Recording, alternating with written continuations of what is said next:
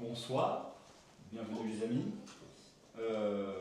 Donc on va tenir aujourd'hui la première conférence et le premier événement tout court de l'association Chrétien de Troyes, association que l'on a fondée en reprenant donc le nom de l'auteur de la littérature arthurienne, monument littéraire du patrimoine français, et comme l'art est peut-être certainement l'expression des nations la plus élevée, la plus haute, la plus importante, celle qui reste le plus, c'est derrière son nom que l'on va mener nos actions.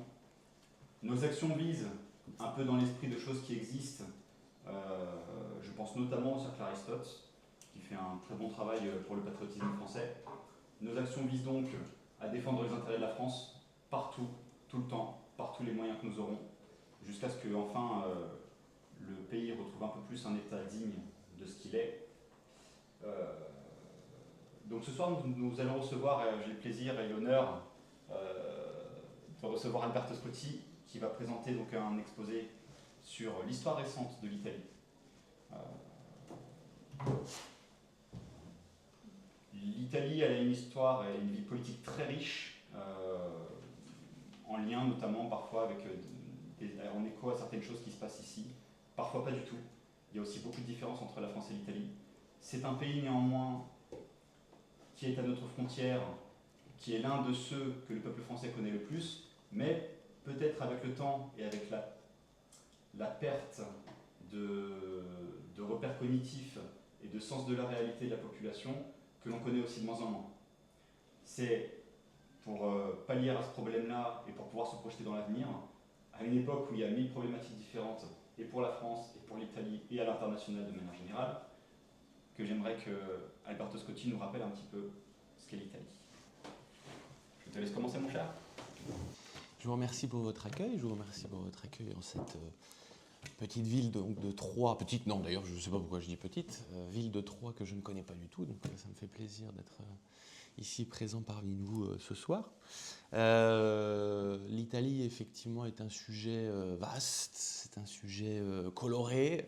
C'est un sujet important et d'un pays voisin de la France qui est peut-être le pays effectivement avec lequel la France a le plus d'acquaintance ou en tout cas a une sensibilité réelle avec ce pays. On y reviendra peut-être en conclusion, mais il est dommage de voir que c'est une relation, la franco-italienne, qui a tendance ces dernières années à se dégrader un peu, alors que c'est un pays qui est aimé en France, alors que les Italiens ne s'en rendent pas souvent compte et ont plutôt tendance à croire qu'il y a une certaine rivalité.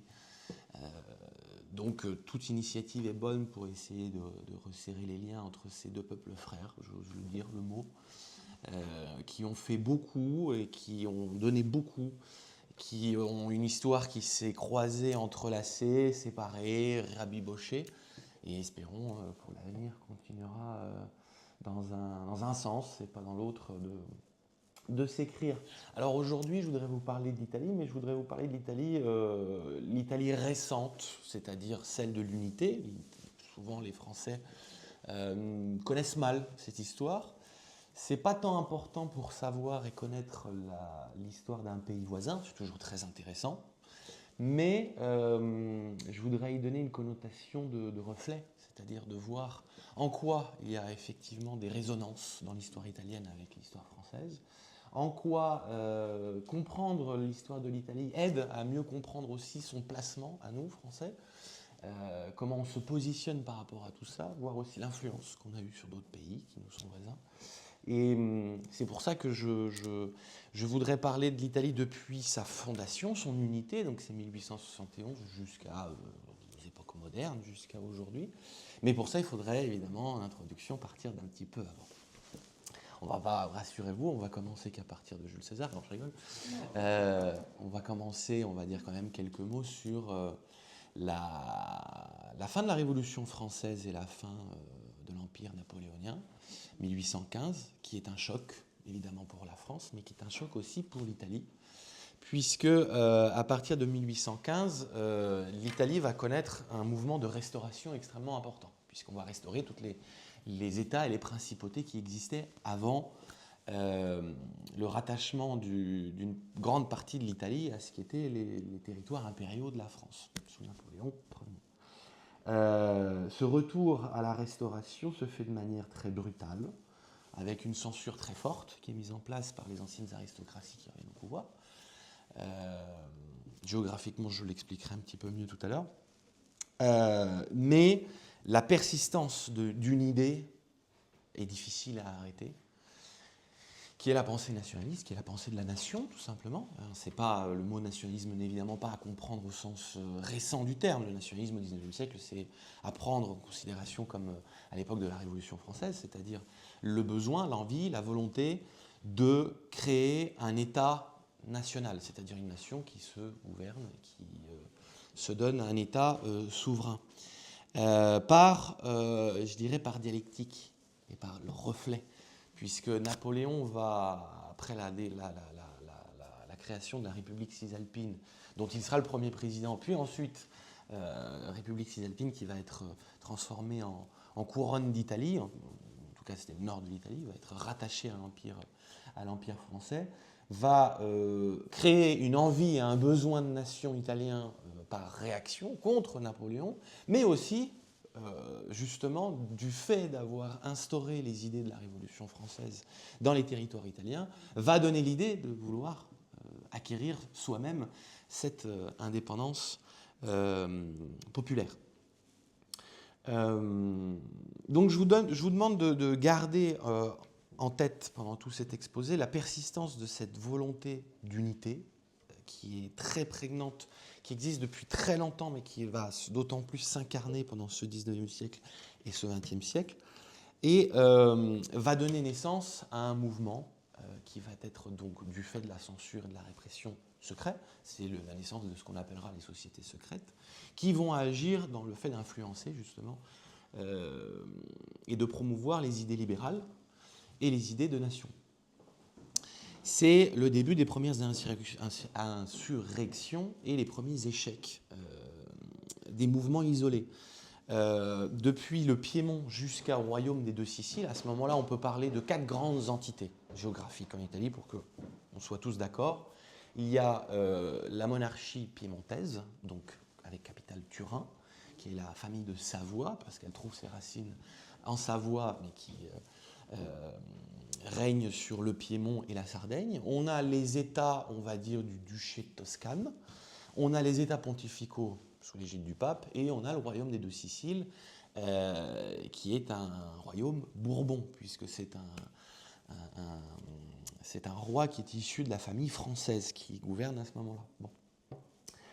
Il va y avoir des insurrections, je vais très vite, très fortes et un peu partout, pour demander une monarchie constitutionnelle à droite, pour demander une république à gauche, la volonté d'instaurer des monarchies constitutionnelles à l'image de la charte de Cadix, qui était la constitution de Cadix, qui, ça vous rappelle peut-être quelque chose qui est fondamental dans l'histoire de l'Espagne.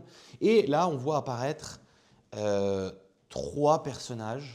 personnages déjà, qui vont devenir 4, mais 2 personnages fondamentaux qui vont être Mazzini et Garibaldi. Mazzini, qui est très connu, c'est le père de l'Italie, c'est considéré comme le père de l'Italie, Giuseppe Mazzini, qui est le premier qui va comprendre que les sociétés secrètes, libérales et nationales ne pourront pas marcher si elles restent dans la clandestinité. Il faut d'abord toucher les masses, puisque l'Italie, si elle se fait, il faut qu'elle soit populaire, il faut que ça soit sur un mouvement populaire. Et ça, c'est une deuxième idée que je vous demande de garder bien à l'esprit, c'est que l'Italie, jusqu'à aujourd'hui, du fascisme au communisme gramscien jusqu'au berlusconisme, il y a une idée permanente qui est la volonté de faire rentrer les masses dans l'État. Pourquoi ? Et ça, c'est une troisième chose que je vous demande de garder à l'esprit. Je vous donne toutes les clés avant, comme ça, tout est cohérent. L'Italie a ça en partage avec la France, pour différentes raisons géographiques et historiques, c'est que c'est une nation politique, avant tout. Là où ce n'est pas le cas de l'Allemagne, là où ce n'est pas le cas de l'Espagne, avec l'Angleterre c'est beaucoup plus compliqué.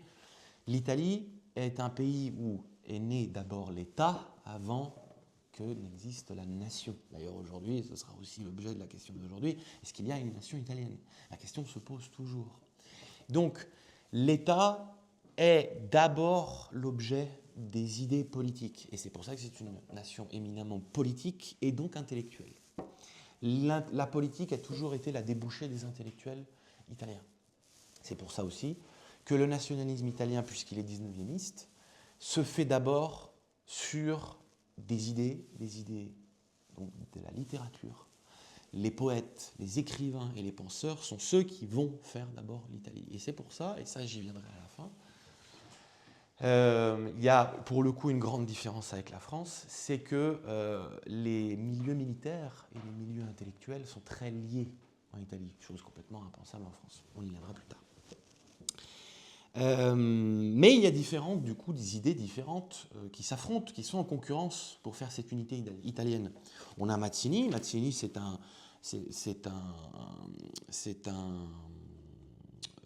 républicain démocrate. C'est quelqu'un qui pense que l'Italie se fera si elle se libère et si elle se libère seule. Parce que ce que j'ai oublié de dire, c'est qu'il y a une 5e entité territoriale en Italie à ce moment-là, qui elle, pour le coup, est étrangère. C'est l'Autriche. L'empire austro-bourgeois, austro-hongrois, austro-bourgeois, comme on l'appelle en italien, occupe une grande partie, au moins la moitié, du nord de l'Italie à ce moment-là. Et c'est une épine dans le flanc pour toute pensée unitaire. Donc d'abord, c'est comment on se libère de l'ennemi, comment on se libère de la présence étrangère sur le sol italien. Et lui pense sincèrement et fermement que le ciment de la nation sera l'indépendance. Il a aussi une forte pensée de Rome comme d'abord capitale naturelle que doit être celle de l'Italie quand elle sera unifiée, parce que c'est un idéalisme romantique, encore à ce moment-là. Et il a une pensée très claire sur comment Rome a un rôle à jouer dans la civilisation, puisqu'elle a donné la Rome des Césars, elle a ensuite donné la Rome des papes, elle donnera donc la Rome des peuples. Ça, c'est quelque chose aussi que l'on retrouvera et qui influencera beaucoup un mouvement dont on parlera plus tard, si on aura le plus le temps de l'aborder. En tout cas, le principe même, c'est guerre à l'Autriche et donc aussi guerre aux États pontificaux, puisque dans sa pensée, le christianisme a émancipé l'individu. Ce n'est pas du tout quelqu'un qui est opposé au christianisme. Il dit le christianisme a eu son rôle à jouer. Il a émancipé l'individu, mais puisqu'il s'est arrêté à l'individu, il n'a pas émancipé les foules, il n'a pas émancipé les masses, il est donc obsolète. Il faut penser un mouvement d'avenir. Donc le christianisme, Dieu et le peuple doivent être présents, mais le christianisme doit se moderniser et doit se plier à la question de l'entrée des peuples dans les questions politiques. Enfin, on ne peut pas dire que c'est un socialiste, en tout cas dans la notion socialiste moderne qu'acquérera ce terme, puisque lui, c'est un fervent partisan de la collaboration de classes, la coopération des classes, qui ne doivent pas se faire la guerre, toujours dans cet esprit d'unité. Ça aussi, c'est quelque chose qu'on retrouvera de manière très présente dans l'histoire qui va suivre de la péninsule. Pour l'anecdote, il y a d'autres pensées unitaires. Il y a celle, par exemple, de Cattaneo, qui, lui, pense qu'il faut, faire l'Italie sur une pensée qui va retrouver la tradition des municipalités. C'est-à-dire cette vieille tradition du nord et du centre-nord de l'Italie, qui est une vie politique qui est centrée sur les villes, puisque, à la différence de beaucoup de pays en Europe à l'époque, l'Italie a connu cette fragmentation parcellaire entre ville-État, mais qui donnera aussi toute sa splendeur. C'est la concurrence entre Rome, Florence, Milan, Turin, Sienne qui va donner la grandeur de la Renaissance. Et vous connaissez l'anecdote d'Orson Welles dans ce très beau film où il dit un personnage qui vend de la drogue à des enfants, je crois, et il lui dit « mais c'est horrible ce que tu fais, enfin, c'est dégueulasse ». Et l'autre lui répond tu vois, l'histoire de l'Europe, 1000 ans de guerre. Ça te donne de Vinci, Michel-Ange, Botticelli. Tu vois la Suisse, 1000 ans de paix, ça te donne l'horloge à coucou et le chocolat. Eh bien, c'est cette fermentation et cette concurrence constante entre les cités-États qui va donner la Renaissance jusqu'à la tragédie de l'occupation par différents pays, différentes puissances de l'Italie à partir du XVIIe, du XVIIIe siècle qui va la faire sombrer dans l'anonymat total de l'histoire, puisque l'Italie, jusqu'au XIXe siècle, n'existe pas, n'existe pour personne. D'ailleurs, personne ne connaît cette histoire. Bon, pour lui qui est un réformiste libéral, modéré et catholique, il faut casser le lien entre la papauté et l'Ancien Régime, c'est-à-dire les royautés. Là où on se dit en France, casser le lien entre le trône et l'autel, c'est plutôt une pensée d'extrême gauche, c'est une pensée révolutionnaire, etc. Non, là, c'est un libéral catholique qui dit bien oui, il faut casser le lien entre l'autel et la monarchie, l'autel et le trône, puisqu'il faut rendre l'Église indépendante et qu'elle puisse ainsi devenir la tête de proue d'un christianisme moderne qui va à l'encontre justement des pensées modernes, celles de l'État-nation. Vous voyez comme deux idées parfaitement différentes avec le même nom peuvent avoir cours au même moment dans deux pays voisins. Enfin, il y a Gioberti, qui est aussi très important, qui lui est un néo-guelfe. Vous savez qu'au Moyen-Âge, il y avait la guerre entre les guelfes et les gibelins. Je ne sais pas si ça vous dit quelque chose. En gros, les gibelins, c'était ceux qui étaient pour la réunification du pouvoir spirituel et temporel dans une seule main, celle de l'empereur germanique, continuateur de la pensée impériale romaine, alors que les guelfes disent oui, effectivement, sur le principe, mais c'est au pape que doit revenir cette mission. Eh bien, les néo-guelfes vous disent oui, il faut faire l'unité, mais l'unité dans une confédération d'États qui, elle, sera sous la coupe du pape. Et le pape est parfaitement, à l'époque Pie IX, est parfaitement sensible à cette question. Même ses prédécesseurs, d'ailleurs, sont parfaitement sensibles à cette question et vont même prendre la tête des mouvements pro-unitaires dans la péninsule. C'est pour ça que des Mazzini, des Garibaldi vont se joindre derrière le pape, alors qu'ils n'ont absolument pas du tout les mêmes idées, vont se joindre en disant si le pape pousse pour l'unité, on se met d'accord là-dessus. Ensuite, on verra ce qu'on fera de cette unité. À partir de là, il y a une vraie question sociale qui va émerger en Italie, parce que l'Italie, oui, c'est un pays très politique comme la France, mais c'est aussi un pays d'insurrection constante. La question sociale a toujours été très prégnante en Italie. Et notamment dans le sud, on a pas mal en Sicile, un peu en Calabre, on a des tentatives d'insurrection nationaliste qui vont être réprimées très fortement, mais à un moment donné qui vont tellement prendre de la place que même le roi Bourbon des deux Siciles va être obligé d'accepter certaines réformes constitutionnelles, s'inspirant de la constitution espagnole de Cadix dont je parlais tout à l'heure. Le pape aussi va devoir faire certaines concessions. Je passe, on arrive par toujours ce mouvement toujours plus fort, on arrive en 1848, la première guerre d'indépendance contre l'Autriche, qui est fondamentale puisque Venise et Milan vont connaître une alliance entre la bourgeoisie et les milieux populaires et ouvriers pour prendre feu et pour dégager l'Autrichien de ces deux grandes villes qui sont qui sont les deux capitales, on va dire, de la puissance autrichienne sur la domination italienne. L'Autriche recule, et là, on a une première fracture entre les puissances unitaires, c'est-à-dire les libérales modérés et les républicains, les libéraux modérés et les républicains démocratiques. Si vous faites attention, vous connaissez un petit peu l'histoire moderne de l'Italie, ça vous donne déjà les deux écoles qui vont gouverner l'Italie après la Deuxième Guerre mondiale, c'est-à-dire la démocratie chrétienne et le bloc socialo-communiste. Donc, ce sont deux écoles de pensée qui remontent à très loin. La guerre est portée par la maison de Savoie à ce moment-là. Le pape appuie parce qu'il a peur. Là, il commence à avoir des craintes que ce soit les républicains et les démocrates qui prennent la tête de proue justement de ce mouvement. Donc il se dit non, je vais continuer à appuyer ce mouvement et je vais aider la monarchie de Savoie à continuer la guerre avec l'Autriche. Mais la défaite militaire est cuisante. Pour différentes raisons, l'Autriche est bien plus puissante, mais la monarchie va s'arrêter plutôt à Milan pour des intérêts plutôt économiques et politiques plus que idéalistes qu'à l'unité italienne. Le pape va se désengager de la question nationale à ce moment-là, puisqu'il va se rendre compte qu'il fait peut-être fausse route, parce que c'est l'Autriche. L'Autriche est une des puissances les plus grands États catholiques d'Europe. Donc se mettre à dos l'Autriche va être compliqué. Donc il se retire complètement, on rentre dans la nuit noire du patriotisme unitaire italien à ce moment-là. Par contre, ce dont on est persuadé maintenant, c'est que l'unité ne se fera qu'avec une guerre.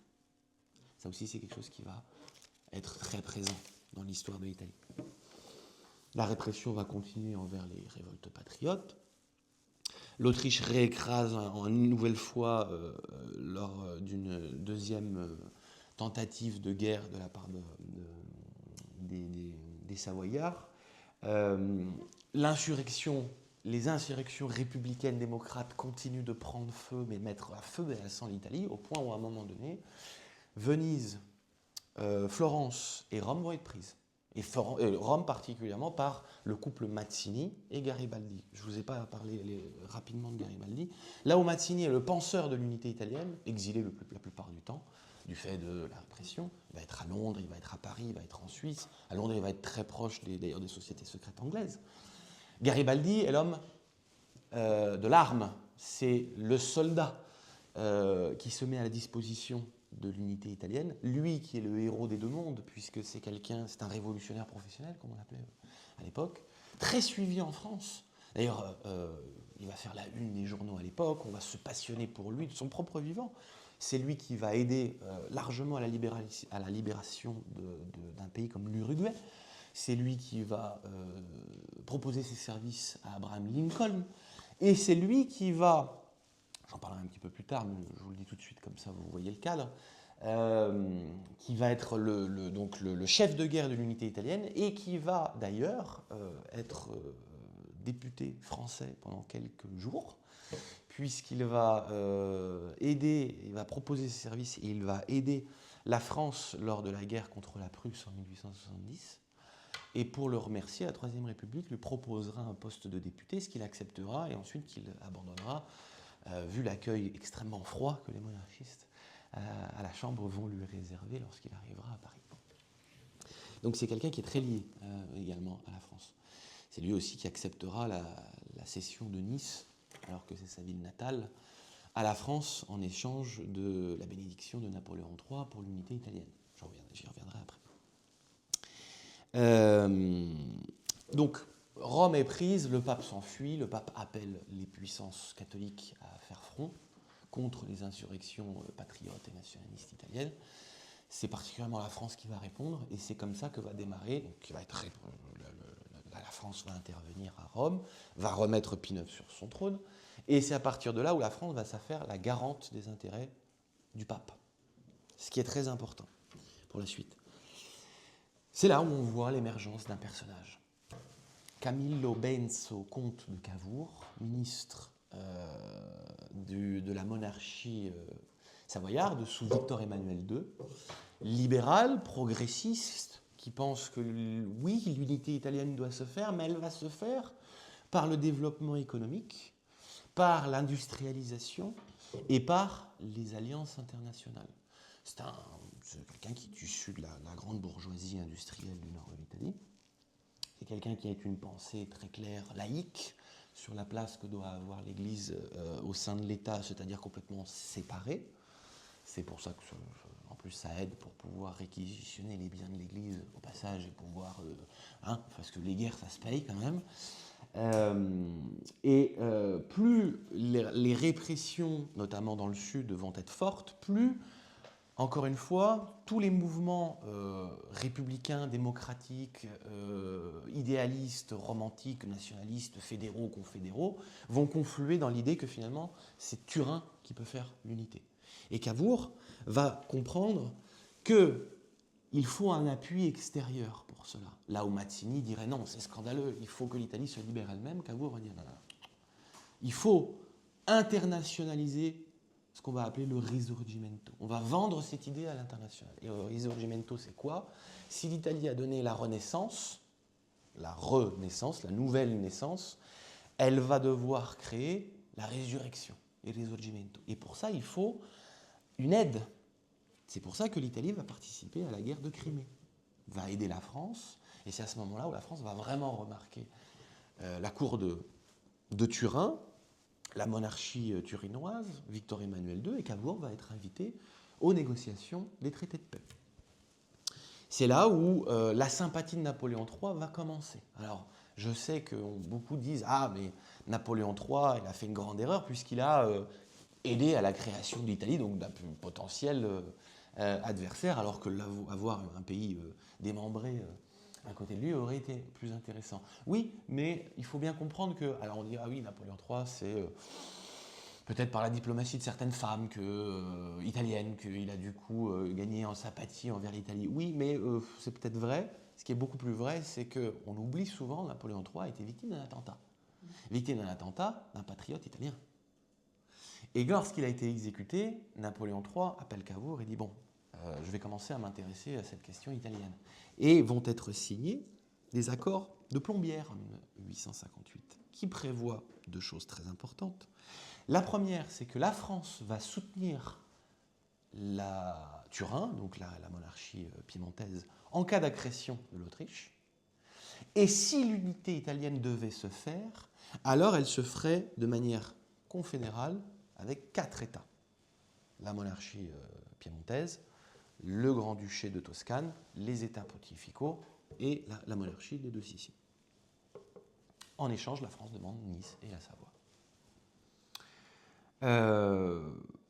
Garibaldi accepte, c'est ce que je vous disais, un grand patriote accepte de donner sa ville natale pour l'unité italienne, ça viendra un petit peu après, mais surtout il s'accorde avec Cavour, alors qu'il est assez loin de ses idées, et Cavour va se dire « j'ai l'accord des Français, c'est parfait, on va faire un mini Pearl Harbor, on va pousser et provoquer les Autrichiens à l'agression pour que la France rentre en jeu. » Ça va marcher grâce à Garibaldi, et la France va venir soutenir la deuxième guerre d'indépendance qui va repousser les Autrichiens jusqu'à Venise, qui est une épopée fondamentale dans la création du mouvement unitaire. Mais les Italiens vont se sentir trahis par Napoléon III, puisque Napoléon III va s'arrêter à Venise, signer une paix séparée, sous la pression des catholiques autrichiens, mais surtout sous pression de la Prusse, qui commence à allier avec l'Autriche et qui commence à dire au bord du Rhin, ça va bien, vos histoires italiennes, ça va bien agresser l'Autriche, nous on est juste à côté, on peut peut-être aussi faire une guerre. Napoléon III préfère calmer le jeu. Turin est plutôt content de ce qui se passe, mais l'insurrection, encore une fois, les mouvements populaires, alors ils ne sont pas facilement quantifiables, mais grondent, continuent de gronder, et là, il y a un sentiment anti-français qui va pouvoir commencer à prendre racine. On le suivra plus tard. La monarchie turinoise est contente, elle commence à s'approcher de la Toscane, et va du coup pouvoir lancer le grand mouvement d'unification. C'est maintenant ou jamais, on est en 1861. Garibaldi va être lancé sur la Sicile, avec l'expédition des Mille, ce qu'on a appelé l'expédition des Mille, qui était un petit peu moins d'ailleurs, avec leurs chemises rouges, qui sont un emprunt sud-américain, puisqu'en fait c'était Garibaldi qui, dans les grandes guerres d'indépendance sud-américaine, avait récupéré des chemises rouges. On dit peut-être que c'était des bouchers qui lui avaient donné ça, alors il s'en était servi parce qu'il n'avait pas de moyens, et il a gardé cette camisole rouge. Ils vont débarquer en Sicile, 1000 soldats, on parle pas d'une armée, on parle d'artisans, on parle de très jeunes gens, d'idéalistes, de poètes, d'écrivains, qui vont rentrer comme dans du beurre en Sicile, quasiment. Je passe parce qu'évidemment on n'est pas là pour ça non plus, s'éterniser là-dessus, mais vont remonter jusqu'à Naples, et à ce moment-là, Cavour, fin politique, dit oui, j'appuie Garibaldi maintenant que ça marche, mais attention qu'il n'aille pas trop loin. S'il va à Rome, l'Italie va se faire sous l'égide d'un républicain. Il y a toujours Mazzini qui est derrière. Il faut que ça soit toujours sous l'égide de Turin.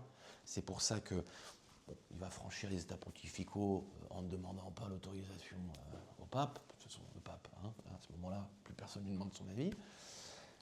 Va rencontrer les troupes de Garibaldi, et c'est la fameuse rencontre où Garibaldi dira « Je préfère m'arrêter ici plutôt que verser le sang d'autres Italiens ». Il va rencontrer le roi et il va dire « Je salue le roi d'Italie ». Et c'est comme ça que l'unité italienne va se faire. Sous l'égide de Cavour, sous l'égide de Victor Emmanuel II. Cavour va s'allier avec les latifondistes, les propriétaires terriens du sud de l'Italie, donc donnant un coup de couteau à tout le mouvement républicain, y compris sicilien lui-même, y compris calabrais, pouillet, napolitain. Certains, c'est là où va démarrer la question du Sud, la question méridionale, c'est-à-dire qui aujourd'hui encore est très présente. Hein. Est-ce que le nord de l'Italie a unifié l'Italie ou est-ce qu'elle a envahi le sud de l'Italie? Ça, c'est une plaie qui est encore très ouverte, mais au même titre que la Vendée en France. Hein. C'est quelque chose encore sur laquelle on combat très fort, très très fort, avec des haines extrêmement violentes envers Rome, parce que vu comme la capitale bien sûr, mais envers le nord, et parce qu'on dit, voilà, c'est à ce moment-là que va se créer la fracture entre le nord et le sud, qui est toujours présente bien évidemment aujourd'hui, qui n'a jamais été résorbée. L'Italie est faite, maintenant il faut en faire quelque chose. Je vous donne 2 chiffres. À ce moment-là, l'Italie, c'est 75% d'analphabètes. Et sur 25 millions d'Italiens, il y en a 600 000 qui parlent italien. Alors, calcul rapide, ça fait combien de pourcents? Pas beaucoup. Bon. C'est titanesque ce qui attend la monarchie à ce moment-là. D'ailleurs, c'est particulier. On pourrait me faire la réflexion. Pendant que tous les pays d'Europe quasiment sont en train... Ah oui, j'ai oublié un détail fondamental. La France protège toujours Rome. C'est-à-dire que là, on a fait l'unité italienne, mais Rome est toujours séparée. Rome est toujours sous barricade papale. C'est-à-dire le pape est derrière ses barreaux et dit je condamne cette Italie, mais je suis encore à Rome, mais qu'est-ce que j'en fais de Rome? Bon. C'est particulier de voir que l'Italie a toujours été à l'avant-garde au niveau des pensées politiques, et ce depuis très longtemps, mais a souvent eu un train de retard par rapport aux autres au niveau politique. Au moment où toute l'Europe devient républicaine, l'Italie se fait sous une monarchie, libérale constitutionnelle certes, mais une monarchie quand même. En 1936, le fascisme deviendra un empire colonisateur, au moment où quasiment où naît les premiers sentiments de décolonisation. J'en reviens à l'unité, j'en reviens à Turin. Le projet, le chantier est titanesque. Le Sud est encore féodal et agraire. Il faut faire une unité monétaire, il faut faire une unité législative. On va instaurer le nouveau code civil d'inspiration totalement napoléonienne. Il faut faire l'harmonisation métrique. Et puis, il faut alphabétiser tout ce monde-là.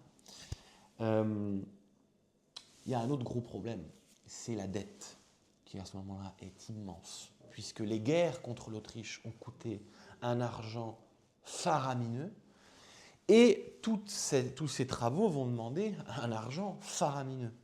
Et la baisse des prix, la suppression des droits de douane, va avantager plutôt le Nord, qui a déjà un fort tissu industriel.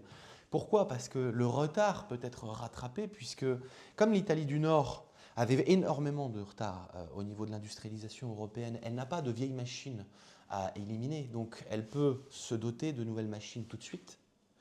Et elle est très tournée vers l'export, notamment dans le textile. Le Sud, lui, il vit dans une certaine autarcie agraire. Ce qui fait que la chute des droits de douane va permettre au Nord de fleurir et au Sud de complètement dégringoler. Et en plus, avec l'unité monétaire, ça va être d'autant plus dramatique. Là va vraiment commencer la séparation économique, et non pas seulement politique entre le Nord et le Sud. Bon. Ce qui va induire évidemment une crise sociale énorme.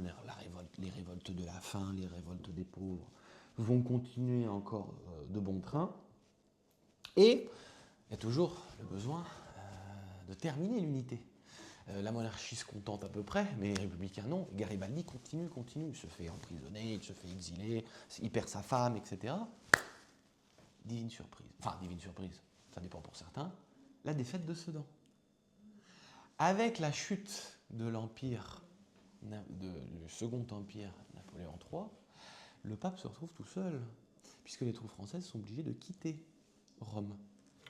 C'est la brèche de Porte-Pie, c'est-à-dire les bersagliers unitaires de Savoie peuvent rentrer dans Rome annexer Rome à l'Italie, décréter l'unité de l'Italie italienne en 1871, Rome, capitale, le pape, totalement otage au Vatican. Ce qui fera dire, alors ça c'est une anecdote personnelle que je me permets, mon papa était militaire, mon papa était général de l'armée italienne, et il a eu l'occasion de rencontrer Jean-Paul II, puisqu'on est en semaine de deuil ecclésiastique, je vous raconte cela, Vatican et pontifical, je vous raconte ça. Il rencontrera Jean-Paul II dans les années 80, je crois, et très sympathiquement, Jean-Paul II lui mettra une main sur l'épaule et lui dira « Je vous pardonne pour porte-pie ». C'est-à-dire les Bersaliers, c'était son corps d'armée, qui ont fait la brèche de la porte d'entrée de Rome et ont annexé Rome en prenant en otage le pape. Et mon père le fera sourire en lui répondant que c'était très gentil de sa part, mais que ce jour-là, il n'était pas là. Voilà. Le pape excommunie tout le monde, toute personne qui veut participer, tout Italien qui veut tout catholique qui veut participer à la vie politique italienne est excommunié de base. Et on n'en reparle pas jusqu'en 1929. Là, on a les deux courants qui vont faire l'Italie, c'est-à-dire la droite et la gauche, ce qu'on appelle la droite historique et la gauche historique. La droite est est faite d'industriels et de propriétaires terriens, centralisatrice, à l'inverse de certains courants de droite dans un autre pays, où on est ici. Laïque, c'est très important, laïque, cavourienne, libérale, d'estampe en fait napoléonienne. Là où la gauche historique, elle, est plutôt constituée de la petite et de la moyenne bourgeoisie, entrepreneuriale et artisane, c'est-à-dire une grande partie de l'Italie à ce moment-là, démocrate et républicaine, laïque aussi, et décentralisatrice. Bon, je passe. Là, on rentre dans ce qui va être le développement industriel de l'Italie, en tout cas dans certaines parties, mais une grande période d'apathie, puisque va se créer avec des prétisses l'accord parlementaire historique qui va créer une sorte d'accord entre le centre droit et le centre gauche, prônant la co-gérance, la co-gouvernance de l'État à ce moment-là, c'est-à-dire ce qu'on appellera plus tard la tradition de coalition. Tradition de coalition qu'on retrouvera jusqu'à aujourd'hui en Italie. S'il y a bien un pays exemple de cette tradition de coalition dans le monde parlementaire législatif, c'est bien l'Italie. De fait, moi j'ai des amis quand ils me disent lorsqu'on ne comprend rien à la politique espagnole ou anglaise, on dit qu'elle s'italianise. Parce que voilà, le système italien est la 4e République empire, pour faire très simple. Voilà.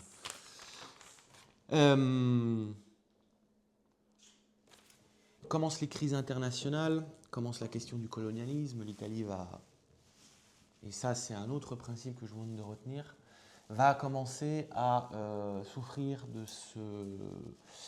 ce sentiment qui est très prégnant, qui est que l'Italie doit devenir quelque chose. L'Italie doit être faite, l'Italie doit être reconnue par ses pairs, par les grandes puissances.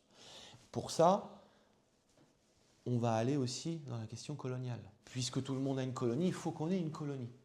Ça va être l'expédition dramatique en Érythrée. Érythrée qui, à l'époque, bon, c'est mal choisi, c'était le plus grand royaume africain de l'époque. Et qui va, après plusieurs mois de guerre, va réussir à venir à bout de l'invasion italienne. L'Italie va garder un protectorat sur la Somalie et l'Érythrée, mais ne prendra pas l'Éthiopie. Qui avait été pensé notamment sous l'impulsion d'un autre personnage politique qui s'appelle Crispi, qui lui vient de la gauche mazzinienne, qui va beaucoup limiter le parlementarisme, qui va faire la réforme préfectorale, qui va aller vers plus de centralisation, l'ouverture au vote à 3 millions d'électeurs italiens, l'élection des maires, ce qui ne se faisait pas encore à l'époque, l'abolition de la peine de mort en 1899, le nouveau code pénal, mais, et ça c'est important, l'alliance avec la Prusse et avec l'Autriche. chose qui va être absolument inconcevable pour la plupart des Italiens, puisque l'italianité, l'unité italienne s'est basée sur la guerre contre l'Autriche. Comment c'est possible que maintenant on s'allie avec la Prusse et l'Autriche? Oui, mais rappelez-vous de la bisbille avec Napoléon III. Ouais. Ajoutons aussi que l'Italie est monarchique. La France est devenue une république. Donc, il y a beaucoup plus de facilité à s'entendre avec Bismarck à ce moment-là, plutôt que, je ne sais pas qui d'ailleurs, dans la Troisième République française à l'époque. Commence la période jolitienne, voilà, d'apathie dans la politique italienne, libérale, avec des politiques assez molles finalement, où l'Italie va... Voilà, qui sait citer quoi que ce soit de l'Italie entre 1899 et 1914? Bon, pas grand monde, parce qu'il ne se passe pas grand-chose, en tout cas à l'international. Mais tu as remarqué qu'à ce moment-là, la monarchie va récupérer beaucoup plus, l'axe de pouvoir va se centraliser beaucoup plus sur le roi. Et au point où contesté, ça va être réprimé. Il y a quand même un roi italien qui va être assassiné, Umberto Ier. Et on arrive au pouvoir Victor Emmanuel III, qui va gouverner de 1900 à 1946, donc une période quand même charnière. Et on arrive à la Première Guerre mondiale. À ce moment-là, il faut bien comprendre une chose, c'est que normalement l'Italie est alliée donc avec l'Autriche et avec la Prusse. Mais, vu quand même le sentiment très anti-autrichien dont je parlais tout à l'heure, l'Italie se dit si on pouvait échapper à ce grand massacre, ça nous arrangerait bien. C'est pas la neutralité, c'est-à-dire qu'ils sont contre la guerre, notamment Giolitti. C'est de dire on va essayer de garder notre neutralité et on va tirer nos marrons du feu ensuite.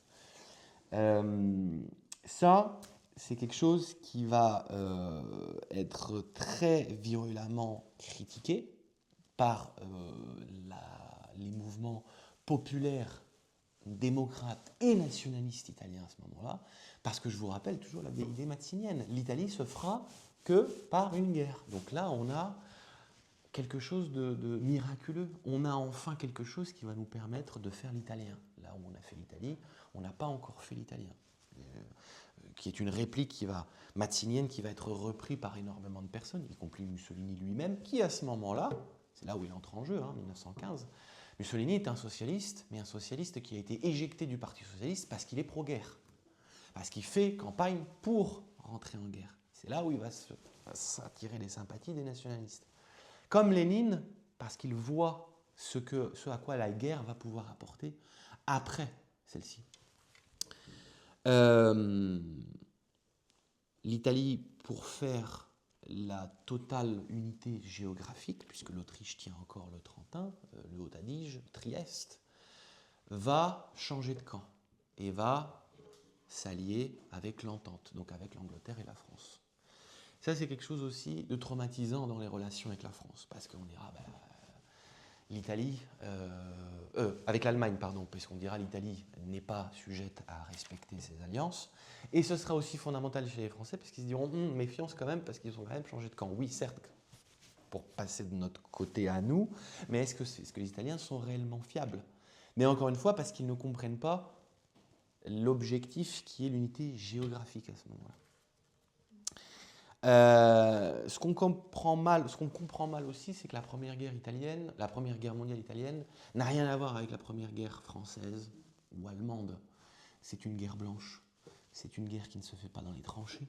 C'est pas une guerre qui se fait dans les campagnes. C'est une guerre qui se fait dans les montagnes, qui va être tout aussi dramatique, qui va se faire dans des monts, sur des pics parfois très hauts, avec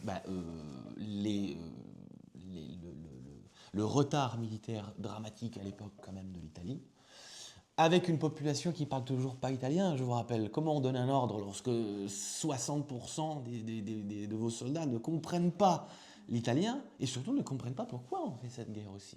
C'est là où, il y a un général qui va intervenir, qui s'appelle général Diaz, qui va être très important parce que c'est le premier qui va démocratiser la question de la guerre, c'est-à-dire qu'il va expliquer à ces hommes pourquoi on fait la guerre et pourquoi on doit la gagner.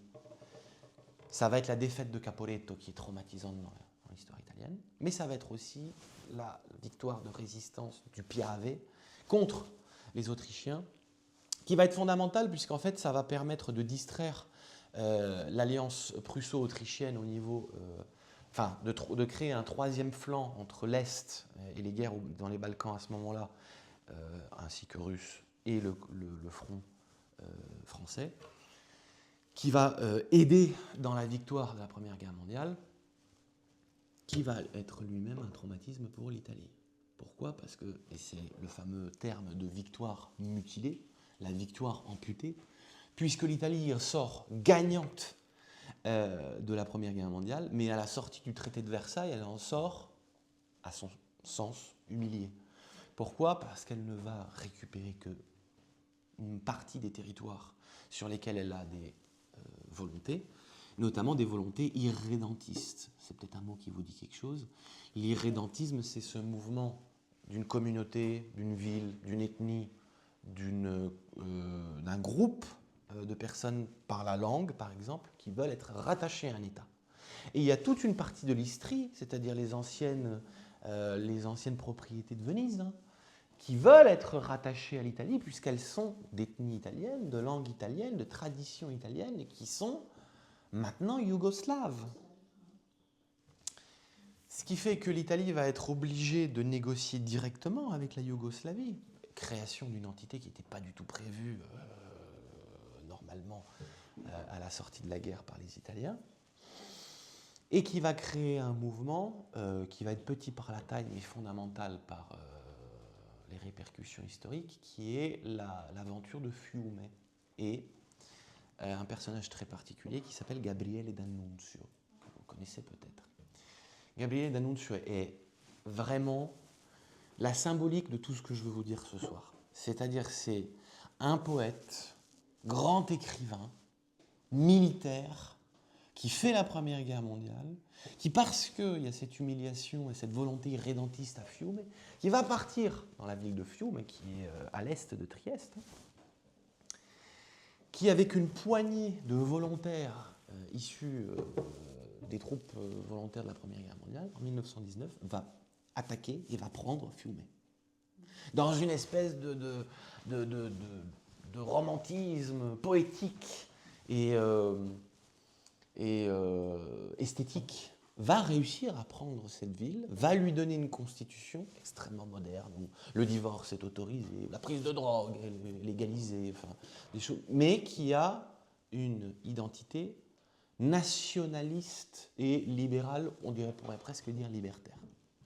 Parce que c'est quelqu'un qui est quand même issu du milieu de la nuit parisien, de la grande bourgeoisie romaine qu'il fréquente de par sa grande renommée en tant qu'écrivain, etc. C'est ce mouvement qui va, dans l'esthétique, influencer le fascisme italien. Là où Mussolini est un vrai politique, va voir dans l'esthétique et dans l'espèce d'énergie vitale dans le mouvement irrédentiste et la prise de Fiume par D'Annunzio, des bases sur lesquelles pouvoir canaliser le mouvement qu'il vient de créer, qui s'appelle le fascisme, les fasci. Les fasci en italien, c'est les faisceaux. C'est une vieille symbolique romaine. C'est, vous savez, d'ailleurs, si vous prenez votre passeport français, qu'est-ce qu'il y a au milieu comme symbole de la République française ? Un licteur. Un licteur, c'est une arme romaine, des prétoriens romains qui se servaient de cette espèce qui peut servir de hache, mais qui peut aussi servir de fouet, puisque c'était fait avec des tendons de cochon, en général, qui est l'arme des prétoriens pour exécuter les décisions de justice à Rome. Eh bien, c'est la symbolique que la Troisième République française va adopter, qui est totalement romaine, mais comme la Révolution française, si on regarde toutes les références romaines qu'il y a chez Robespierre, chez Danton, dans les débats à l'Assemblée nationale, ils sont tous empruntés que de culture romaine. L'architecture napoléonienne est entièrement romaine. Cette esthétique est très présente dans cette Italie des années 20 et 30, et le fascisme, de manière naturelle, va se l'approprier. Et ça va être l'intégration des mouvements littéraires, encore une fois, hein, le fascisme se fait aussi beaucoup sur une pensée littéraire, le futurisme, par exemple, qui est un mouvement de poussée moderniste extrêmement fort, qui me fera venir à quelque chose plus tard, une petite parenthèse qui sera importante, mais que je peux vous dire tout de suite, qui est que il faut bien comprendre que l'Italie, n'ayant pas de tradition sur laquelle se reposer, tradition politique, pouvant se reposer, elle ne peut pas regarder en arrière. Elle est toujours obligée de regarder vers l'avant. Ça, c'est quelque chose de commun à toutes les périodes et à toutes les pensées politiques italiennes. C'est pour ça, le nationalisme n'y échappe pas, n'est pas un nationalisme conservateur.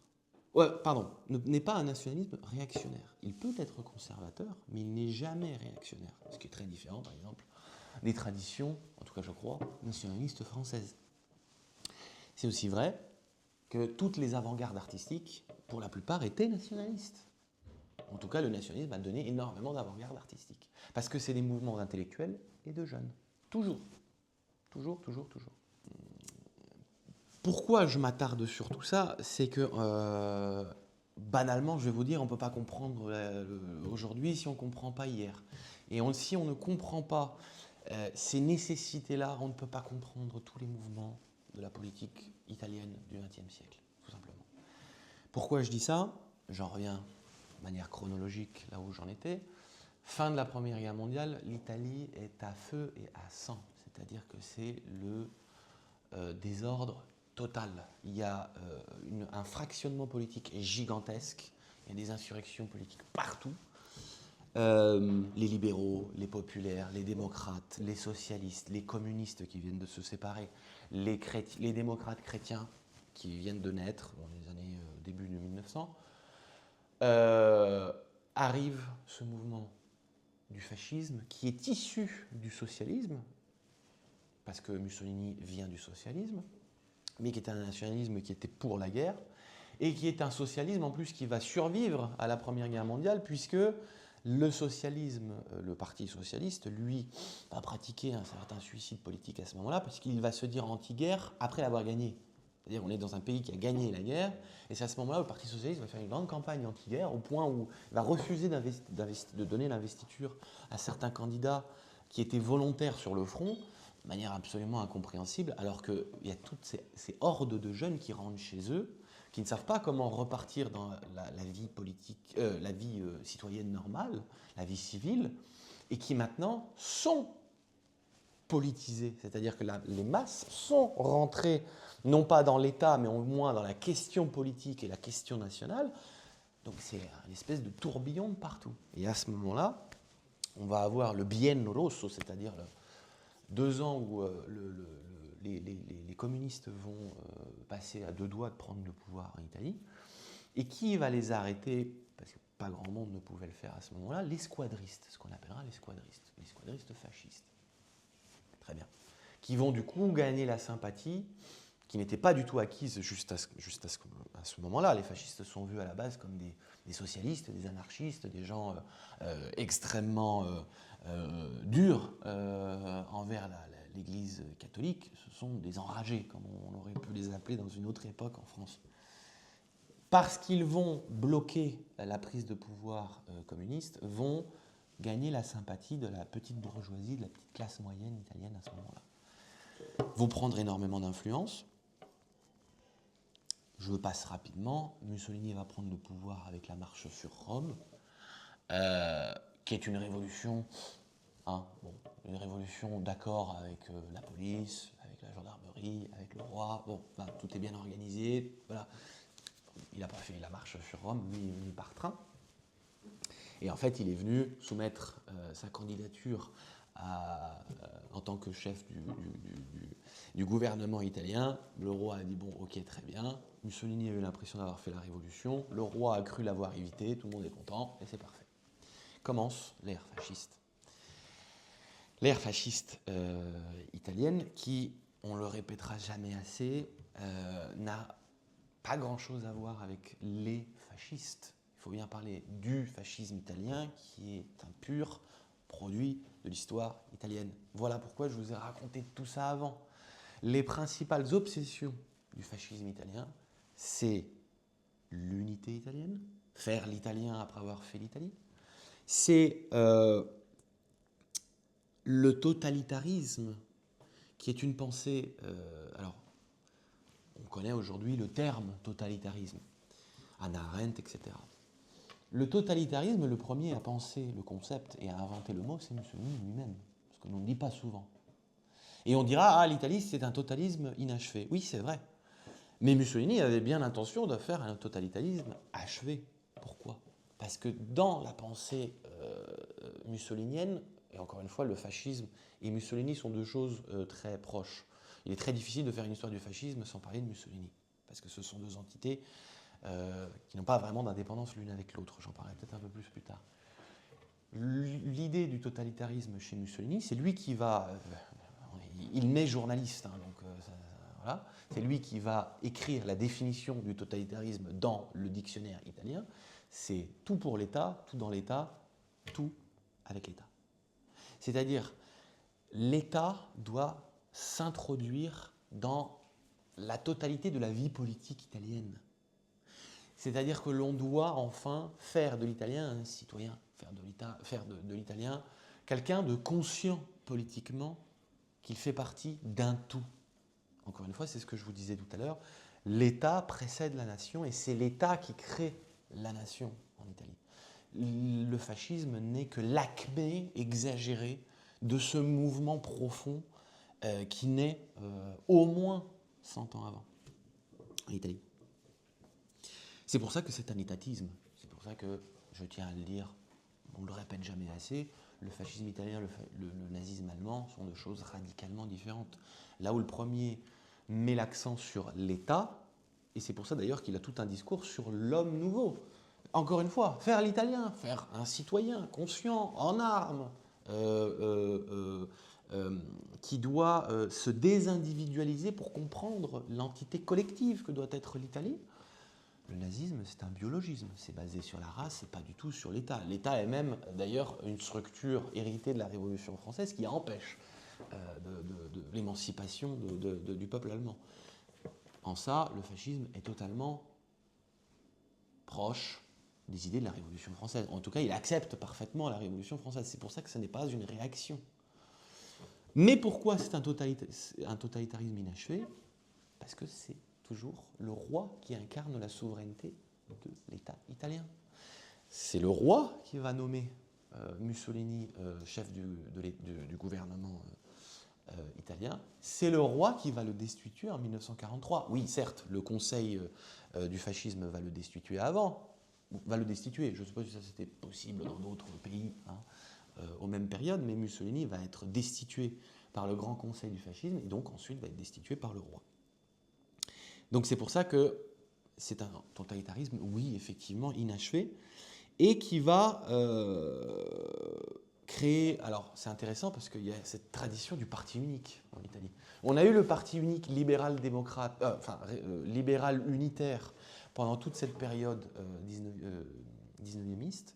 On va avoir le parti unique fasciste pendant la période fasciste. On peut dire que de 1945 jusqu'à il y a peu de temps, la démocratie chrétienne a été le parti unique de l'histoire italienne.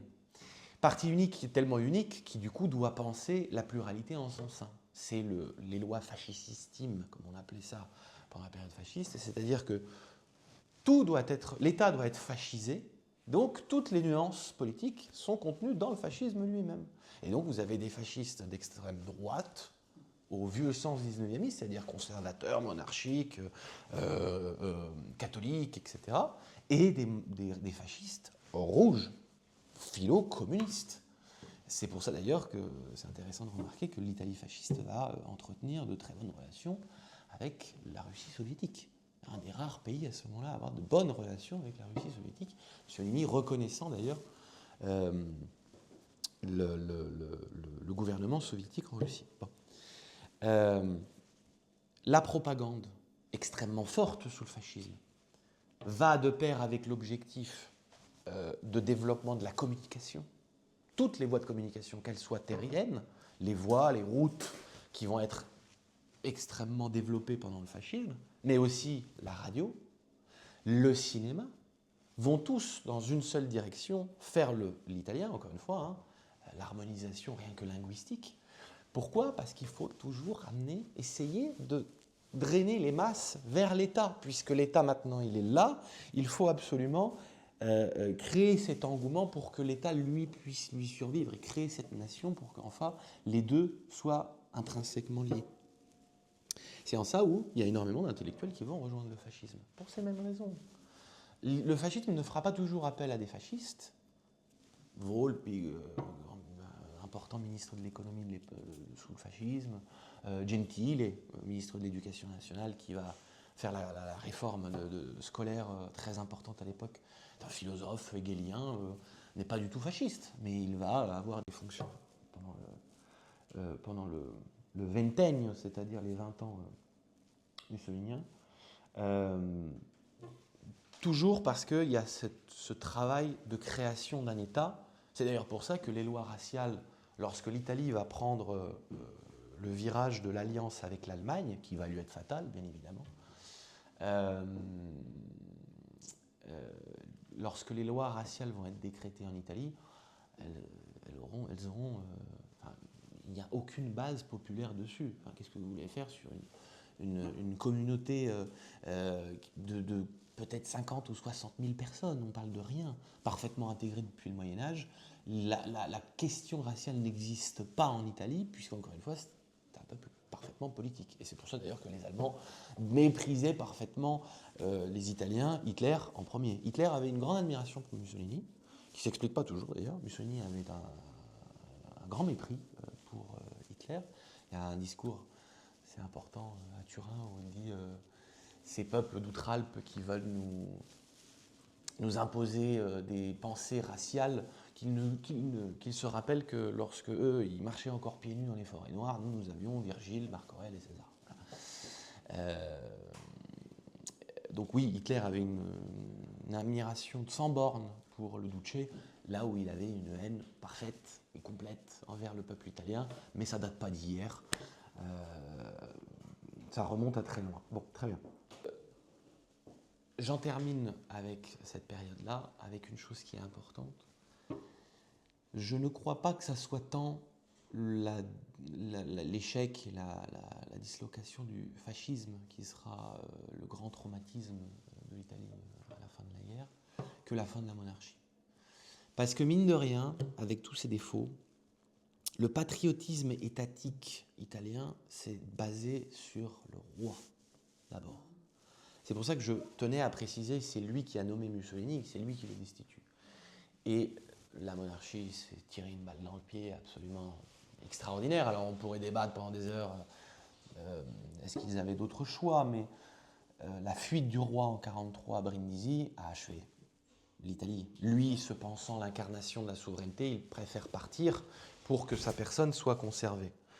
S'il avait fait un autre choix, c'est-à-dire envoyer le dauphin, rester à Rome, attendre l'envahisseur allemand, parce qu'à ce moment-là, l'Allemagne déferle sur l'Italie, avec toutes les conséquences que ça a, s'il avait attendu sur le seuil de son palais à Rome l'envahisseur allemand en disant « la responsabilité de tout ce qui s'est passé, c'est la mienne et c'est pas celle du peuple italien », je pense que les Italiens l'auraient récompensé en 1947 lorsqu'il y a eu le référendum pour ou contre la monarchie, enfin pour la République ou pour la monarchie. Et vous savez que la République sera votée à très peu de voix près. Ce qui fait que la monarchie italienne est exilée depuis très longtemps. Enfin, les descendants. C'est pour ça que l'État va être restauré par la résistance et par les puissances de la résistance. Pas forcément le patriotisme. Parce que comment voulez-vous construire un patriotisme sur une défaite? Déjà, c'est difficile. Et c'est d'autant plus difficile sans, justement, le point cardinal qui avait fait l'unité.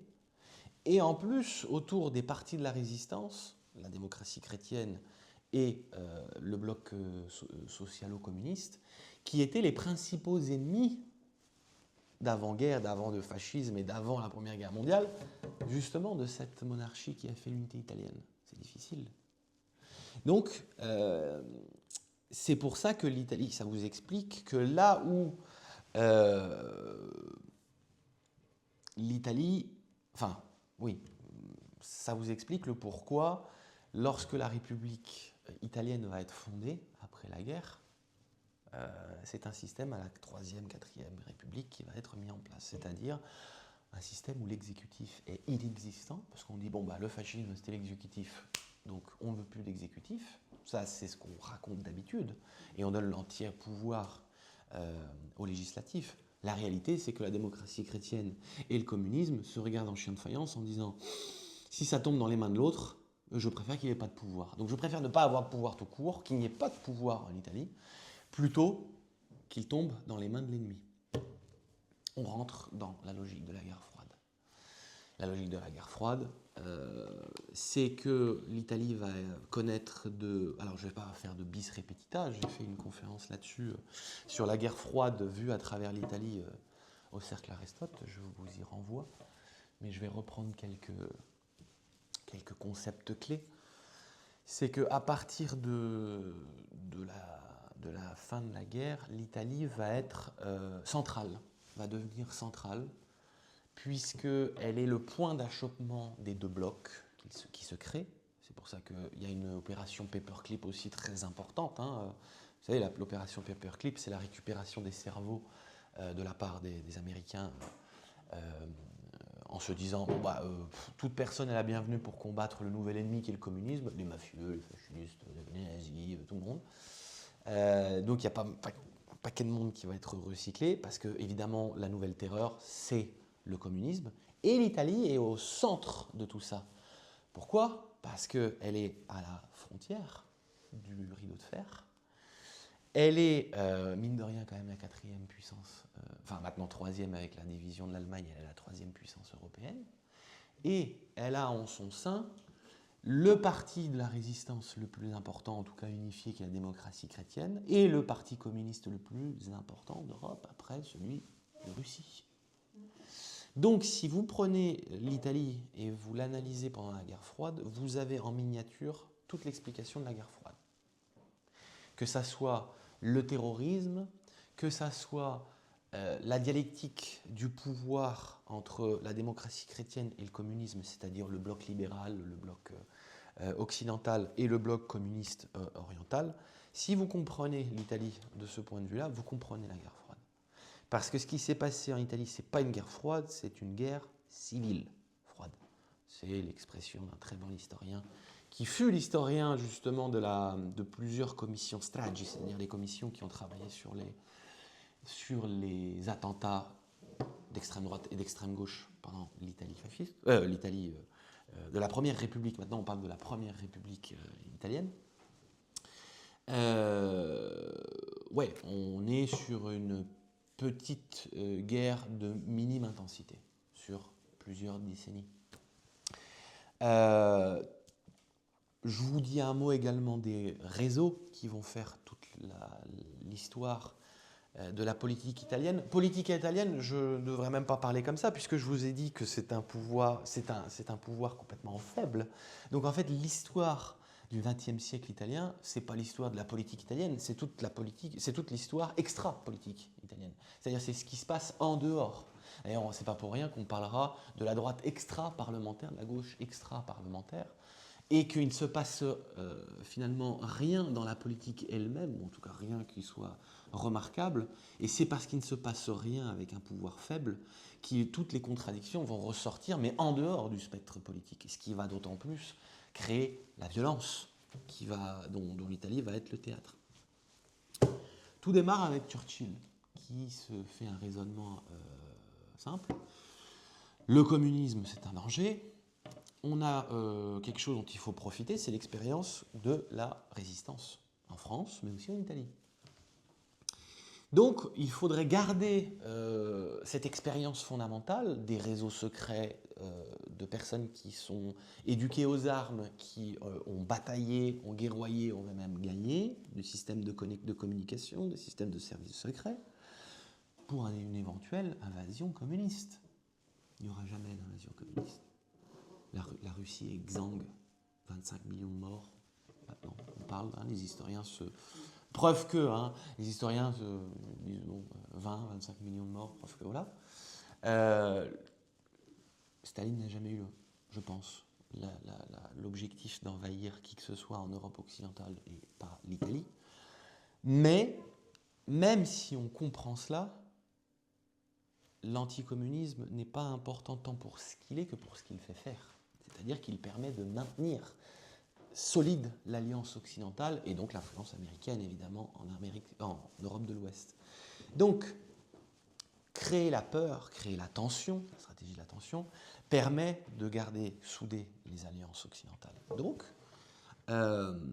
profiter de ces réseaux veut dire créer des réseaux qui vont permettre une insurrection contre un pouvoir communiste s'il arrivait au pouvoir. Ça va être Gladio. Gladio, chose sur laquelle on a comploté, on a raconté des choses, oh mon Dieu, on a eu des théories toutes farfelues plus que les autres, l'une plus que les autres. C'était un réseau de jeunes garçons, parfois qui avaient fait la résistance, parfois qui sont venus juste après, c'était la génération juste après, qui disent bah, moi j'ai pas envie d'être envahi par les Russes, donc s'il faut prendre les armes, je les prends. Ça c'était Gladio, rien de plus. C'est pour ça qu'en 1991, quand ce grand personnage de la politique italienne qui s'appelait Andreotti, que vous connaissez tous, voilà, hein, comme j'aime à le dire, parfois certains hommes, il ne faut pas en parler avec leur CV, mais par leur surnom. Il a été surnommé Belzébuth, il a été surnommé le Pape Noir, le Bossu,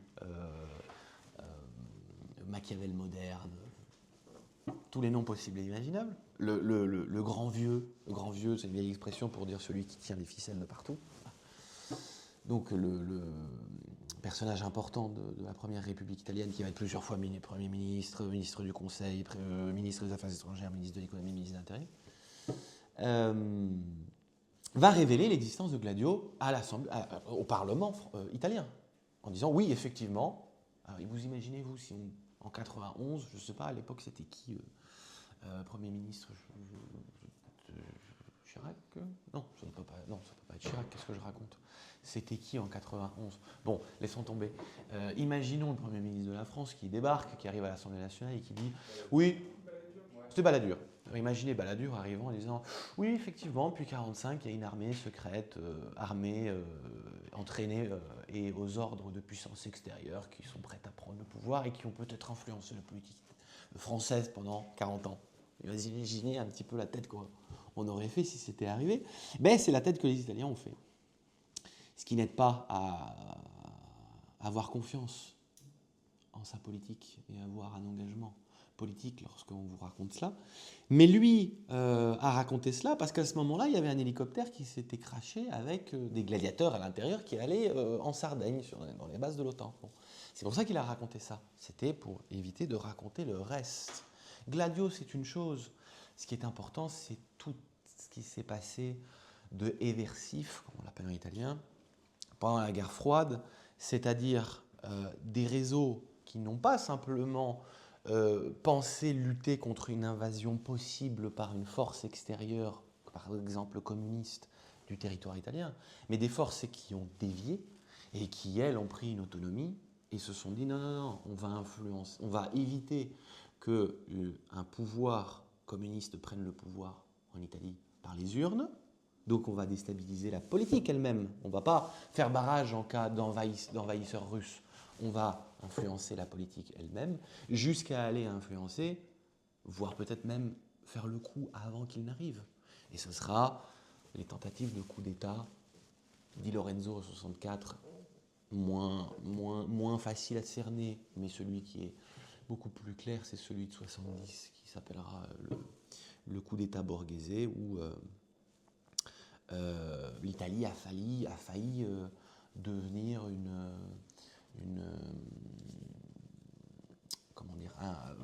a failli tomber dans les mains d'une junte militaire, comme l'était la Grèce des colonels, comme a pu l'être le Chili, etc. etc. Bon, voilà.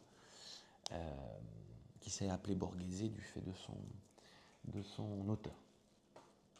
Je passe là-dessus parce que bon, on n'a plus beaucoup de temps. Je voudrais terminer sur deux choses.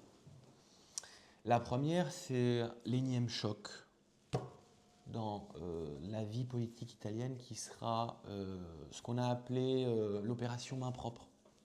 Je ne parle pas de la mafia, des réseaux P2, tout ça. Bon, je vous propose d'aller consulter cette autre conférence que j'ai fait au Cercle Aristote. Mais je veux parler de ce qu'on a appelé main propre, ou ce que d'autres ont appelé le coup d'État des juges, qui a pris prétexte sur Bettino Craxi, qui était un grand représentant du parti socialiste italien, qui a été président du Conseil, qui a été un personnage très important de la politique italienne, qui a incarné un sursaut de souveraineté italienne, notamment à la fois de par ce qui s'est passé lors de la crise de Sigonella, où l'Achille Lauro, je ne vous refais pas l'histoire, mais des Italiens ont failli tirer sur des Américains, des Américains ont failli tirer sur des Italiens, sur une bisbille concernant un otage d'origine palestinienne de l'OLP. Et Craxi a dit non aux Américains, je ne me plierai pas à vous.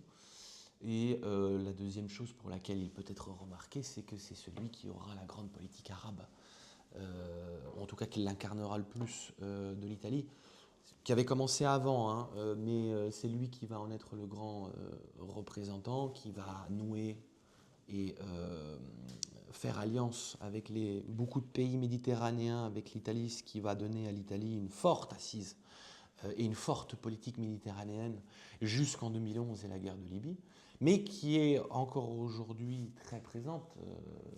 La diplomatie souterraine italienne, ça peut peut-être faire, je pourrais peut-être en parler en conclusion, est toujours très forte. Main propre va, avec le prétexte avéré, hein, justifié, du problème des financements occultes des partis, mais qui est injuste puisque c'était un problème pour tous les pays et toutes les démocraties occidentales de l'époque, va prendre cet axe pour pouvoir balayer la totalité du personnel politique de l'époque. Le communisme vient de tomber, la démocratie chrétienne va être balayée avec, et la totalité de ses représentants vont être balayés avec, et y compris aussi les autres partis comme le Parti socialiste. Va émerger une nouvelle classe politique qui n'a pas vécu la résistance, qui n'a pas vécu la restauration de l'État italien, qui n'a pas vécu la guerre froide, qui n'a pas vécu les brigades rouges, qui n'a pas vécu Aldo Moro, qui n'a pas vécu les tentatives de coup d'État de la droite éversive, etc., qui va être une classe politique beaucoup plus jeune, beaucoup plus américano-compatible, beaucoup plus europhile, bien évidemment, aussi, et va aboutir à la domination d'un personnage connu de tous, qui est Berlusconi, bien évidemment, qui va mettre en application finalement ce que... C'est drôle, parce que la droite éversive, quand je vous disais, Gladio, c'était d'abord un réseau pour empêcher une puissance étrangère d'envahir l'Italie. Ensuite, ça a été, il faut influencer, ça c'est les réseaux Stay Behind, il faut influencer la politique de l'intérieur. Ensuite, il y aura une troisième phase qui sera la phase de la P2, la propaganda due, la loge P2, qui va théoriser, avec Licio Gelli qui était son chef, ok, on ne prendra pas le pouvoir par le coup d'État, on va le prendre par la propagande, par les journaux, par le divertissement, par le tititainment, ce fameux concept brzezinskinien.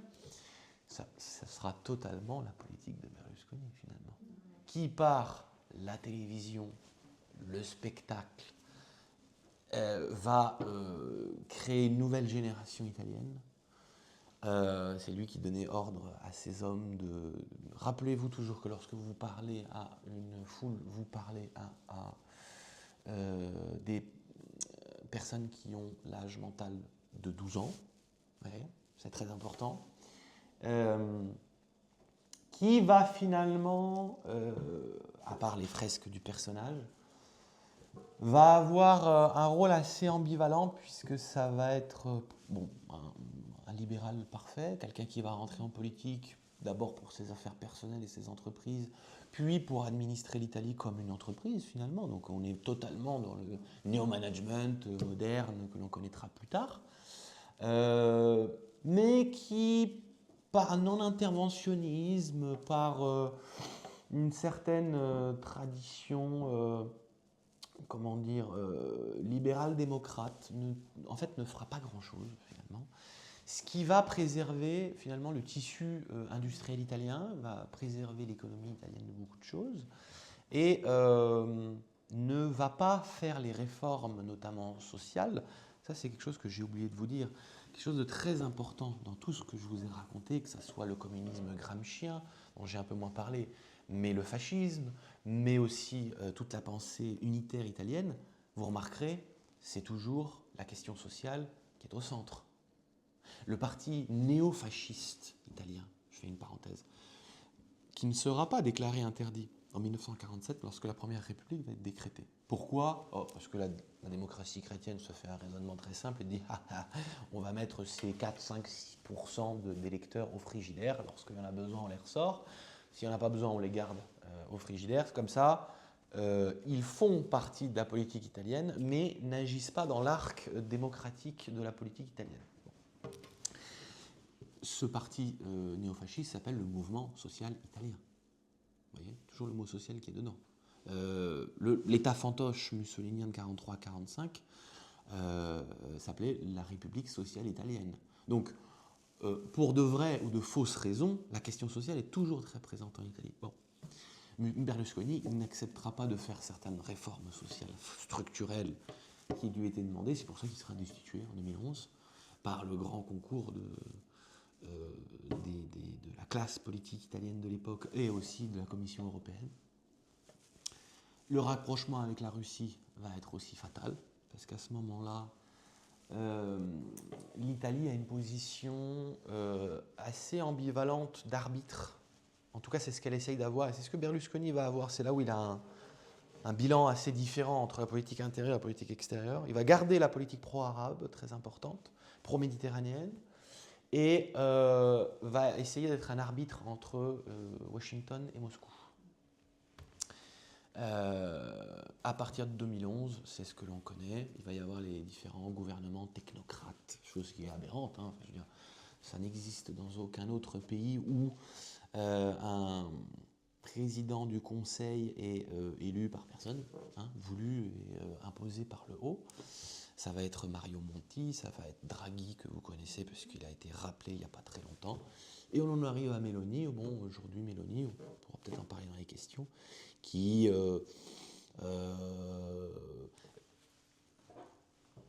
le pur produit du berlusconisme. Berlusconi, c'est deux choses, c'est Berlusconi et l'anti-berlusconisme. Deux choses d'une égale bêtise. Berlusconi a servi à libéraliser, à atlantiser la droite italienne. L'anti-berlusconisme a permis à la gauche d'éviter de penser, d'avoir de programme pendant 20 ans, puisqu'on a moralisé la question au lieu de la politiser, et on l'a entièrement concentré sur la personne de Berlusconi.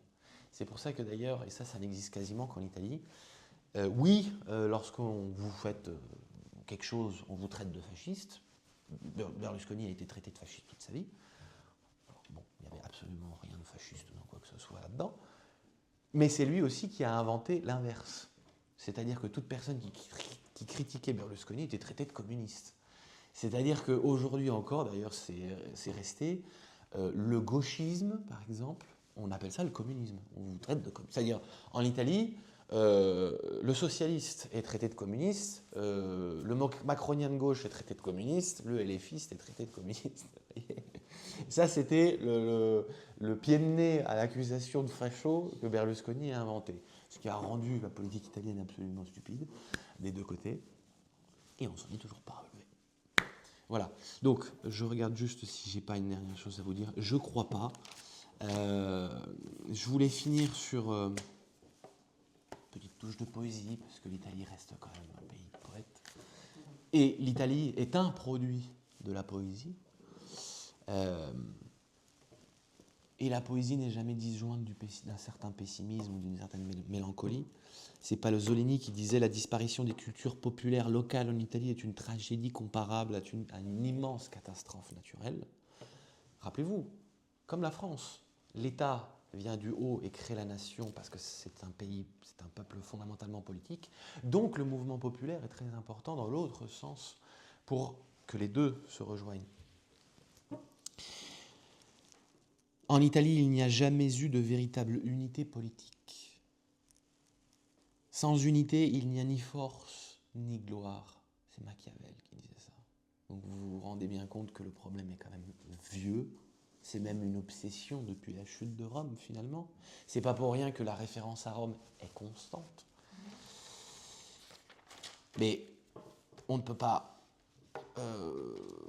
finalement ne pas laisser la parole au plus grand des Italiens, celui qui a donné la langue à l'Italie. Je veux bien parler de Dante, qui disait « Ô Italie, avide de douleur, nation errante, esclave de ta propre folie, toi qui n'es plus maîtresse de toi-même », parce que l'Italie ne sera elle-même que si elle n'est indépendante et qu'elle ne puise que dans sa grande et fameuse histoire politique, dynamique, sociale, économique, qui est toujours pleine, vivace et dynamique en idées. Citation qui peut paraître triste, mais ça vient du purgatoire de Dante. Et dans la Divine Comédie, il y a les enfers, il y a le purgatoire, et ça finit avec le paradis. Voilà. Je vous remercie.